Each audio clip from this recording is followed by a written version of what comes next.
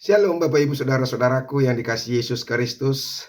Senang sekali kalau kita hari ini kembali bisa beraktivitas, kembali kita bisa melanjutkan segala kegiatan-kegiatan kita karena Tuhan itu baik. Tuhan masih memberikan hidup dan nafas kepada kita sehingga kita boleh melanjutkan segala kegiatan-kegiatan kita, apalagi untuk hal yang membutuhi kehidupan keluarga dan anak-anak kita.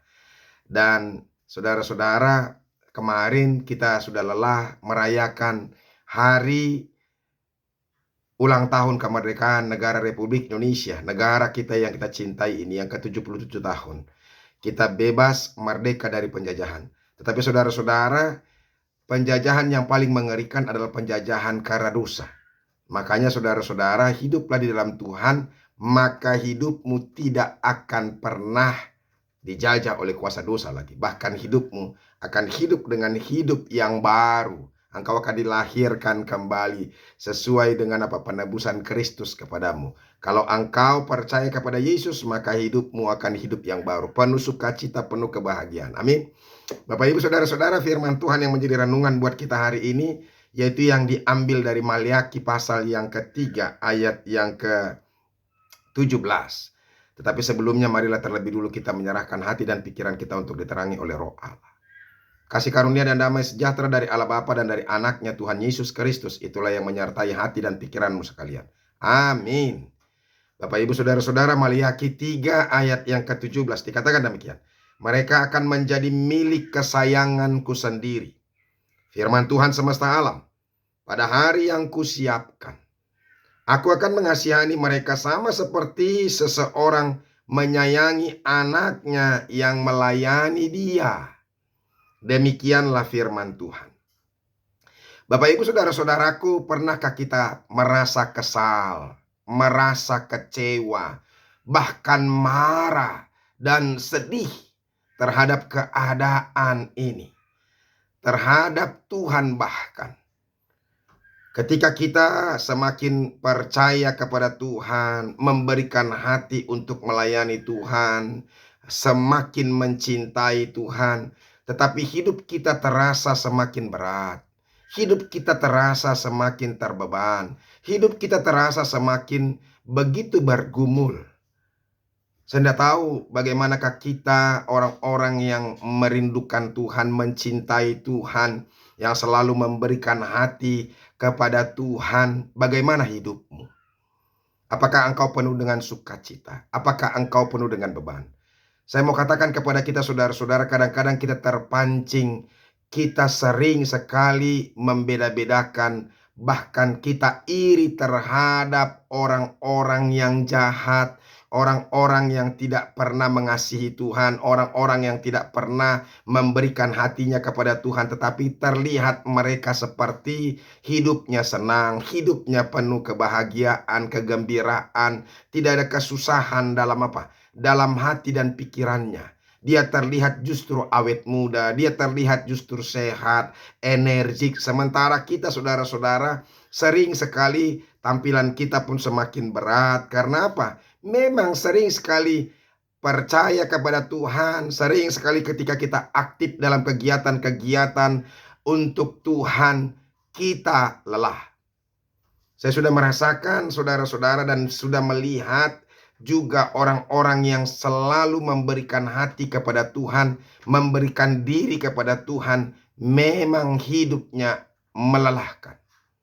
Tetapi saya mau katakan kepada kita, hidup orang percaya, hidup orang yang mencintai Tuhan, seharusnya dia adalah hidup yang penuh sukacita, penuh kedamaian, penuh dengan ketenangan. Mungkin badan kita, fisik kita boleh lelah, tapi batin kita bersukacita karena kita bisa melakukan apa yang Tuhan kehendaki.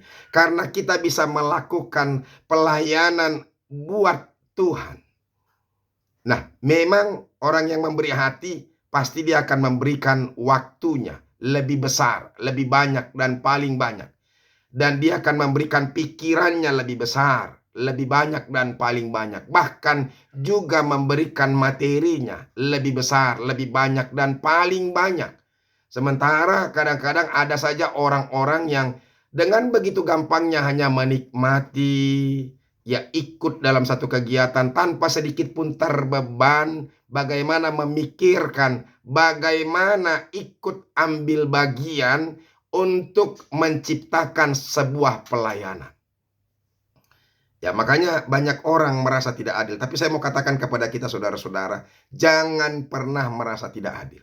Sebab orang-orang yang mencintai Tuhan dan mau melayani Tuhan, pasti Tuhan berkati. Memang ada kalanya sama seperti yang dikatakan oleh ayat 14 dan 15 dari firman Tuhan ini. Ketika kita melihat situasi yang begitu menyenangkan, begitu mengenakan bagi orang-orang yang bahkan jahat sekalipun. Dikatakan demikian. Kamu berkata adalah sia-sia beribadah kepada Allah. Apakah untungnya kita memelihara apa yang harus dilakukan terhadapnya dan berjalan dengan pakaian berkabung di hadapan Tuhan semesta alam. Inilah gambaran yang diceritakan orang-orang yang mencintai Tuhan, orang-orang yang mengasihi Tuhan dan memberikan diri untuk Tuhan. Mereka sedikit agak kesal, ya, kecewa, geram. Kenapa? Karena mereka merasa bahwa seakan-akan Tuhan tidak memperhatikan mereka. Seakan-akan Tuhan mengabaikan mereka. Bahkan Tuhan meninggalkan mereka. Semakin aku memberikan hati, kok aku tidak diberikan kekuatan, tidak diberikan kesukacita, tidak diberikan kebahagiaan. Dan apa yang aku inginkan tidak Tuhan jawab. Bapak Ibu Saudara-saudara, ini yang terjadi. Ya kan? Adalah sia-sia beribadah kepada Allah. Itulah ungkapan orang-orang yang kesal. Saya mau katakan kepada kita, jangan kesal. Jangan kesal. Bahkan apalagi yang dikatakan ini. Oleh sebab kita ini menyebut berbahagia orang-orang yang gegabah.